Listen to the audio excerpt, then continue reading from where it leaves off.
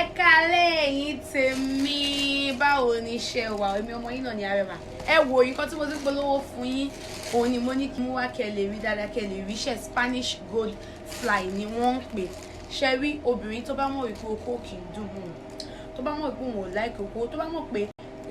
ìbálòpọ̀ kò dùn mọ́ òun, torí ẹ̀dẹ̀ mọ̀ pé gbogbo kíní ó máa ń relieve of stress ni, ó ní ìdókó láyé ẹ̀ kò sí bó ṣe fẹ́ ṣe.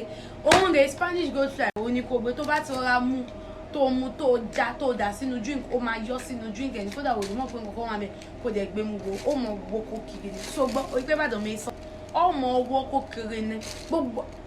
tó kó o bá ti súnmọ́ ọmọ lò ó, tó o bá ti lóko lẹ́gbẹ̀ẹ́, tó o bá ti lẹ́ni tí ó dùn ọ́ tàbí tó fọ́ lẹ́gbẹ̀ẹ́ mọ́ lò ó, torí bó o bá ilé lò ó mọ̀ owó kó kiri ni. Mo sọ pé n sọ fún ọ, kódà wọ́n láwọn ọkùnrin gan wípé wọ́n máa fi ń tan àwọn ọmọbìnrin. Ìwọ tó bá ti mọ̀ pé o ti lọ sí ọkùnrin tó fẹ́, di amọ̀ jẹ nǹkan àbí mọ̀ mú nǹkan tó bá